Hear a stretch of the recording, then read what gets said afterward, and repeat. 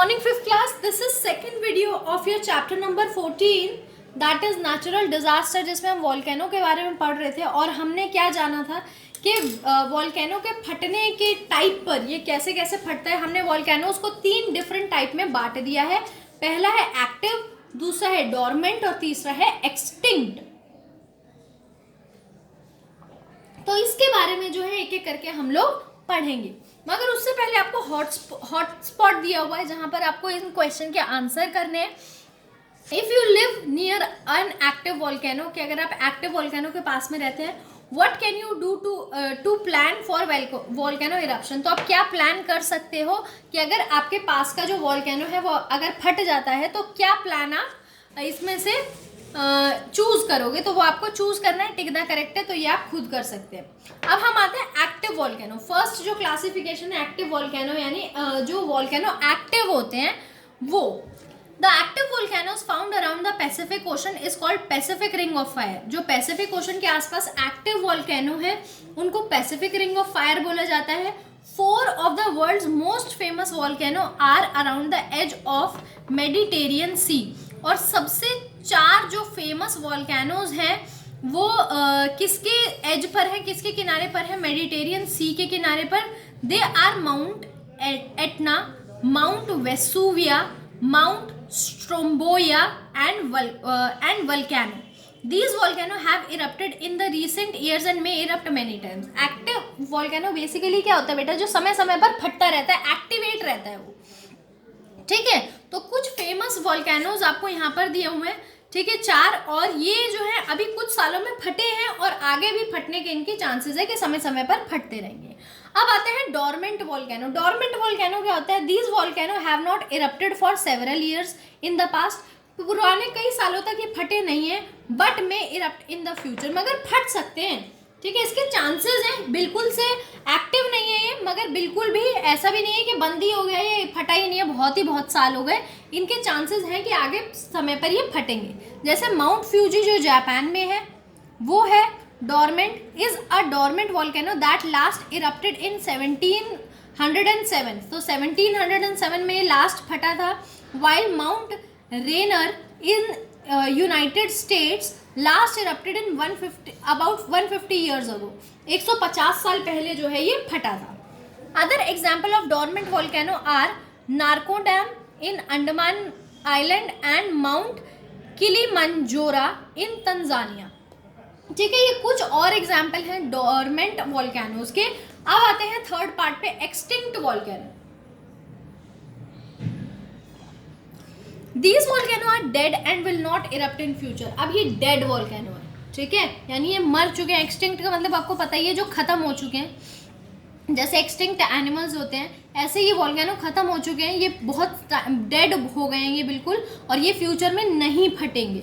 These are extinct volcano in the British Isles, France, Germany. ये extinct volcano कहाँ पर है? ब्रिटिश इसलिस, फ्रांस में, जर्मनी में. द हिल्स दैट एंडेबर्ग castle was built on an extinct volcano. Even एक castle भी बना हुआ है, एक महल भी बना हुआ है एक्सटिंक्ट वॉल्केनो पे, जिसको एडिनबर्ग कैसल बोला जाता है. The chain of extinct volcano specific ocean is called emperor sea mount chain. और ऐसी चेन जो एक्सटिंक्ट वॉल्केनो की पैसिफिक ओशन पर है उसको बोला जाता है the emperor sea mount chain. ठीक है बेटा. Effect of volcanic eruption. अब अगर वॉल्कैन इरप्ट हो गया तो इसके क्या इफेक्ट होते हैं? अभी तक हम पढ़ते आ रहे हैं अर्थक्वेक के इफेक्ट, सुनामी के इफेक्ट, तो अब ये वॉल्केनो के इफेक्ट है.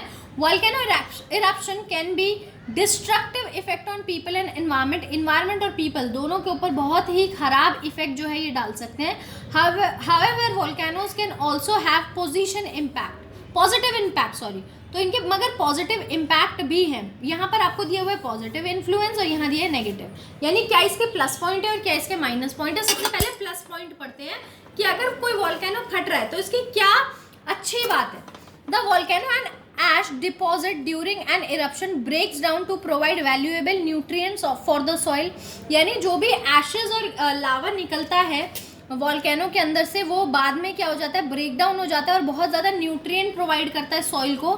This fertile soil is good for agriculture. और ये एग्रीकल्चर के लिए बहुत अच्छी सॉइल होती है. The high level of heat and activity inside the earth जो हाई लेवल की हीट और एक्टिविटी है अर्थ के अंदर क्लोज टू वॉल्केनो और वॉल्केनो के पास होते हैं, can provide opportunities for producing geothermal energy. तो वो क्या अपॉर्चुनिटी प्रोवाइड करते हैं कि जियोथर्मल एनर्जी जो है वो हम प्रोड्यूस कर पाएँ। अब नेगेटिव इन्फ्लुएंस क्या होता है? लॉस ऑफ लाइफ, लाइफ का लॉस हो सकता है, किसी के ऊपर गिर गया, कोई मर गया।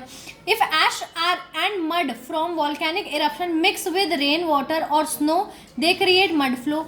और अगर जो मड और ये क्या कहते हैं वॉल्केनिक इरप्शन जो है मिक्स हो गया रेनफॉल के साथ या स्नो के साथ, तो वो मड फ्लो भी क्रिएट कर सकता है।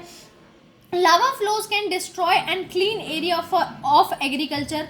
लावा अगर फ्लो हो रहा है तो वो क्या कर सकता है? डिस्ट्रॉय कर सकता है, पूरा क्लीन ही कर सकता है एग्रीकल्चर का एरिया, क्योंकि वहाँ पर सारे में लावा फैल जाएगा। ह्यूमन और natural landscapes can be devastated and change for ever. Human और नेचुरल लैंडस्केप यानी नेचुरल लैंडस्केप के पेड़ पर गिर गया, बहुत ज़्यादा जगह पर गिर गया, तो अगर गरम गरम लावा पेड़ों के बीच में से जाएगा तो क्या होगा? पेड़ मर जाएंगे, तो वहाँ की लैंड जो है वो क्लीन हो जाएगी। ठीक है, तो ये एरिया भी बदल जाता है अगर कहीं पे वॉल्केनो इरप्शन हो रहा है। अब आते हैं ड्रॉट पे, यानी सूखा जब पड़ जाता है। Drought happen when a long period of surprisingly dry weather leads to critical water shortage, यानी बहुत ज़्यादा समय तक पानी की कोई सप्लाई ना होने पर जब पानी ज़मीन से भी सूख जाता है, उसी को सूखा बोलते हैं।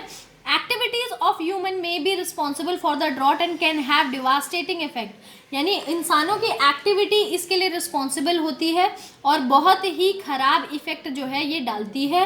Storage of rain for long time may leads to drought shortage, अगर रेन होए ना बहुत समय तक तो ये ड्रॉट जो है ड्रॉट की सिचुएशन आ जाती है। Also if a particular area experience hot dry winds for long stretched of time resulting the evaporation of moisture from the ground, it may strict by drought। और बहुत ज़्यादा गर्म हवा चलने पे, जैसे हम लोग पेड़ काट देते हैं तो वो उसमें बहुत ही गर्म हवा चल रही है बहुत समय तक, तो क्या होता है ग्राउंड का जो मॉइस्चर है वो बहुत जल्दी जल्दी उड़ने लगता है और क्या हो जाता है वहाँ पर सूखा आ जाता है, क्योंकि पानी बचता ही नहीं है। Human activities responsible for drought. अब कौन कौन सी ह्यूमन एक्टिविटीज हैं जो ड्रॉट के लिए रिस्पॉन्सिबल है? Wide spread cutting down of the trees for fuel, सबसे पहले तो ट्रीज का cutting down. Other purpose lessen the soil's ability to hold water, यानी बाकी चीज़ों के लिए या फ्यूल के लिए जब हम पेड़ों को कट करते हैं तो क्या होता है वाटर सॉइल की पानी को होल्ड करने की क्षमता कम होती जाती है, क्योंकि कोई है ही नहीं जो उसमें से पानी ले उसको होल्ड कर पाए। This result in dry stretched of land, और इसके कारण लैंड जो है वो बहुत ज़्यादा ड्राई हो जाती है।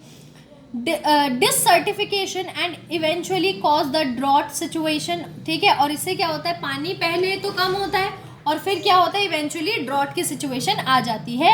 Building dams on rivers seems to be workable option for generating electricity and supplying water for irrigation to the nearby area, however it may trigger drought downstream by reducing the flow of water extremely. जैसे हम dam बना देते हैं तो जहाँ पर वो नदी बह रही होती है वहाँ के एरिया में, नीचे के एरिया में ड्रॉट की सिचुएशन होती है, हम डैम्स बनाते हैं कि इलेक्ट्रिसिटी जनरेट कर पाए आसपास के एरिया में इसके लिए इरिगेशन के लिए पानी प्रोवाइड कर पाए, मगर जहाँ पर वो बह रही होती है क्योंकि वो रास्ता हम बंद कर देते हैं। बहुत ज़्यादा पहले पानी बह रहा होता था, मगर अब डैम बना दी तो बहुत ही कम पानी बह रहा है ना के बराबर, तो वहाँ पर ड्रॉट आ सकता है। The problem of scarcity of food and water arise due to drought, यानी अगर कहीं ड्रॉट है तो वहाँ पर अपने आप ही फूड की भी कमी हो जाएगी और पानी की भी कमी हो जाएगी।